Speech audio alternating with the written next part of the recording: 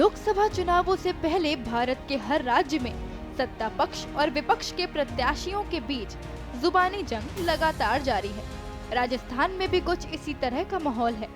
प्रदेश की हॉट सीटों में शुमार नागौर लोकसभा सीट के चुनाव पर न केवल राजस्थान बल्कि देश भर की नजरें टिकी हैं। और हो भी क्यों ना, नागौर में कांग्रेस से 2009 में सांसद का चुनाव जीती डॉक्टर ज्योति मिर्धा इस बार बीजेपी की उम्मीदवार हैं, तो पिछले लोकसभा चुनाव में अपनी पार्टी आरएलपी का भाजपा से गठबंधन कर चुनाव जीतने वाले पूर्व सांसद हनुमान बेनीवाल इस बार इंडिया गठबंधन के उम्मीदवार हैं।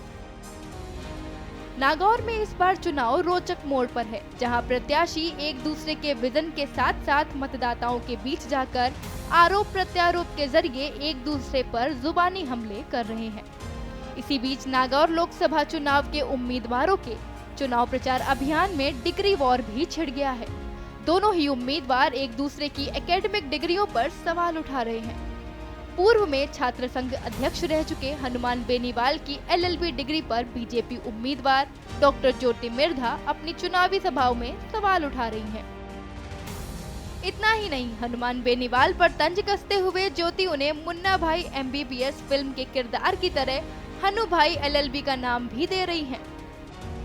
दूसरी तरफ हनुमान बेनीवाल भी उन पर लगातार पलटवार करने से नहीं चूक रहे। उनका कहना है कि ज्योति मिर्धा बिना PMT परीक्षा के ही डॉक्टर बनी हुई हैं और उनमें उनके दादा नाथुराम मिर्धा की मेहरबानी रही है।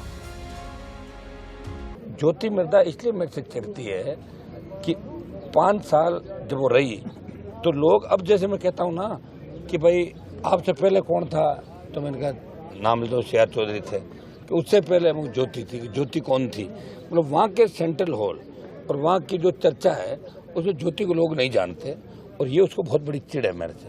वो अपने आप को किसानों की बहुत यंग, वो समझती भाई मैं बहुत बड़ी लीडर हूँ, यूथ यंगस्टर की, और मैं बड़ी नेत्री हूँ देश की, तो मेरे से चिढ़ती, मेरे से नहीं।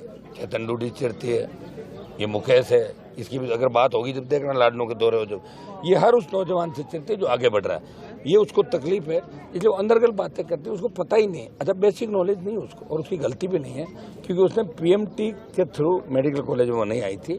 साउथ के एक कॉलेज में नाथुराम जी ने एडमिशन कराया, बाद में ट्रांसफर कराया यहाँ पे मेडिकल कॉलेज के अंदर, डिग्री यहाँ की एडमिशन साउथ का है, बिल्कुल बिना एग्जाम दिए। और प्री PG जो घोटाला हुआ था जिसमें कई लोग जेल गए थे, उस समय अब हम सब मिलकर, जैसी भी थी बात, सब लोगों ने प्रयास भी किया, और वो जब घोटाला खुला था, लेकिन सरकार के अंदर इन लोगों ने जाके प्रयास किया, ये उसमें मुलजिम निकल गई थी। प्री PG घोटाले के अंदर मुलजिम थी, जो 10, 15, 20 लोगों का ग्रुप था ना, जो PG के पेपर बाहर ले आए थे। इन सारी बातों में जाने से मतलब बहुत बात छेड़ेंगे तो दूर तक चली जाएगी।